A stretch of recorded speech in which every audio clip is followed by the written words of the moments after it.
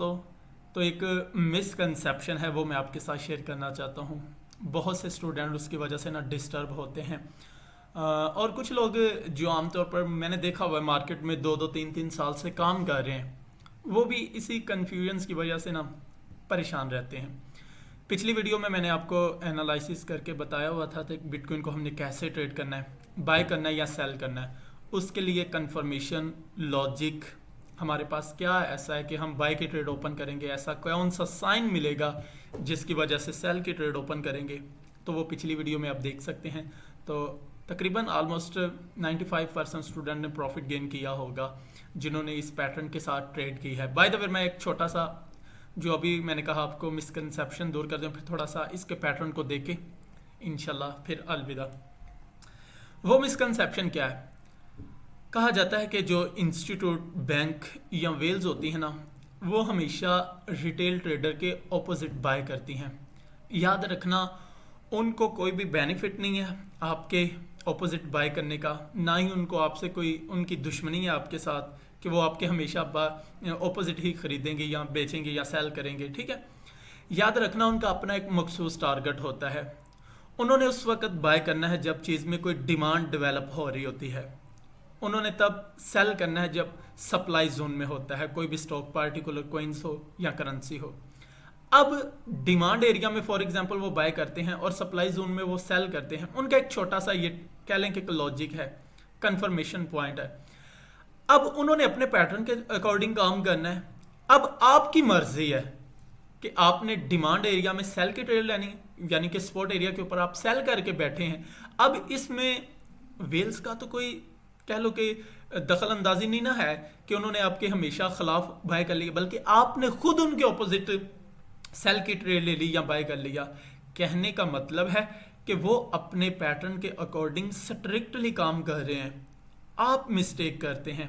For example उन्होंने spot के ऊपर बाय करना ही करना है, उनको पता है इस पॉइंट के ऊपर, फॉर एग्जांपल ये स्पॉट है, उनको पता है कि यहाँ डिमांड बढ़नी है, इस पॉइंट के ऊपर मार्केट ने ऊपर की तरफ जाना है सहारा लेके। लेकिन हमारी तरह के रिटेल ट्रेडर क्या देख रहे होते हैं, यार इधर से छोटा सा ब्रेकआउट हो, मैं फिर फॉरेन ट्रेड में घुस जाऊं, इस लकीर को, इस लेवल को तोड़ ही दे तो मैं फिर भी मार्केट में आ जाऊंगा। ये तो हमारी मिसकंसेप्शन है, हम उलट सोच रहे होते हैं। वो अपने मखसूस पैटर्न के अकॉर्डिंग काम कर रहे हैं। उनकी आपके साथ कोई दुश्मनी नहीं है कि वो देख रहे हो कि आपने इधर बाय कर लिया, जल्दी से वो सेल की ट्रेड लगा दें। नहीं, उनके अपने एक पर्टिकुलर मखसूस जोन होते हैं। वो चीज़ में डिमांड देखते हैं कि लोग इसमें कितना ज़्यादा इंटरेस्टेड हैं, बल्कि वो आपके वॉल्यूम्स के साथ ही तो फ़ायदा उठाते हैं। ज़्यादा वॉल्यूम होगा तो वन डायरेक्शन होगी, नो डाउट उनके पास बहुत ज़्यादा वॉल्यूम होता है। लेकिन आप गौर करें, आप उलट चल रहे होते हैं। जहाँ पर वो बाय कर रहे होते हैं आप सेल कर रहे होते हैं। बल्कि वो नहीं करते कि जहाँ पे आपने बाय किया हो वो सेल कर दे, नहीं, जब आप बाय करते हैं तो वो बाय ही करते हैं। आप उनके उलट हो जाते हैं कि जहाँ पर वो बाय करें आप सेल कर देते हैं। तो उनको दोष देना या उनको कसूरवार ठहराना ये अच्छी बात नहीं। अच्छी बात यह है कि आप खुद प्रैक्टिस करें, सीखें चीज़ों को, चीज़ों में जुस्तजू लें। आप देखें कि वो कैसे कोई काम कर रहा है, पार्टिकुलर जोन कैसे काम करता है, मुझे बाय करना चाहिए, सेल करना चाहिए, क्या कंफर्मेशन, क्या लॉजिक है। जो प्रोडक्ट हम खरीदने जा रहे हैं इसमें इसकी मार्केट में वैल्यू कितनी ज़्यादा है, लोग कितना ज़्यादा इसको सोच रहे हैं, लोग कितना ज़्यादा इसके बारे में गुफ्तगू कर रहे हैं। तो ये सारी चीज़ों से आप फ़ायदा उठाएं। चलें छोटा सा एक पैटर्न बता दूं। अब ये मैं एक दफ़ा रिमूव कर देता हूँ, ये जो हमने ट्रेड सेट किया था। चलें फॉर एग्जांपल अब देखो मार्केट को इस पार्टिकुलर जोन में रिजेक्शन मिल गई है। देखो बिटकॉइन इस जोन से रिजेक्ट होके वापस आ रहा है, ठीक है, रिट्रेस हो रहा है। अगर बाउंस बैक होता है तो ये वो एक एरिया स्पॉट वाला बन रहा है जहाँ से बिटकॉइन स्पॉट लेके अगेन उछल सकता है।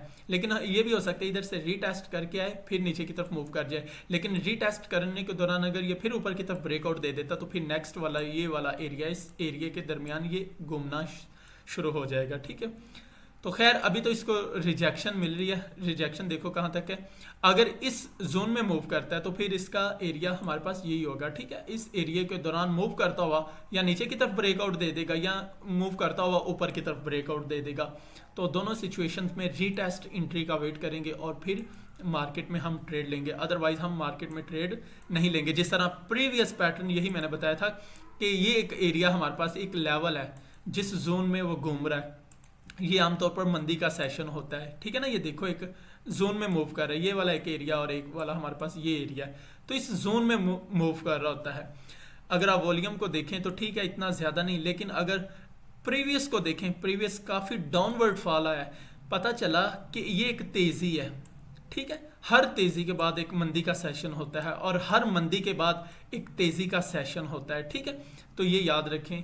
ट्रेडर अक्सर कहा करते हैं कि जब भी एक मखसूस जोन में मार्केट मूव होना शुरू हो जाती है तो उस वक्त ट्रैप नहीं होना चाहिए, बल्कि ये जो जोन आता है ये ट्रैप करने के लिए ही आता है, ठीक है। लोगों को ट्रैप करके फिर एक तरफ ब्रेकआउट देके ऊपर की तरफ जस्ट ओनली वन डायरेक्शन की तरफ भाग जाता है। तो एक बड़े मूव को कैच करने के लिए ये जो मंदी का सेशन होता है इसको इग्नोर करना पड़ता है। जब आप इग्नोर नहीं करेंगे तो फिर यकीनन आप ट्रैप हो जाएंगे, आपके स्टॉप लॉस हंट होंगे। तो कोशिश करो मार्केट की डायरेक्शन, मार्केट के स्ट्रक्चर को समझने की, मार्केट के बिहेवियर, इसके एटीट्यूड से वाकिफ़ रहें। अगर आप इसके एटीट्यूड से वाकिफ़ नहीं रहेंगे तो फिर मार्केट हमेशा आपको अपोज करेगी, आपकी साइकोलॉजी के उलट चलेगी। कोशिश करें ह्यूमन साइकोलॉजी को अंडरस्टैंड करने की। अगर उनकी साइकोलॉजी को आप समझ पाते हैं, नो डाउट आप इजीली पता चल सकेगा कि एक किस तरह लोग सोचते हैं बाय करने के लिए और सेल करने के लिए।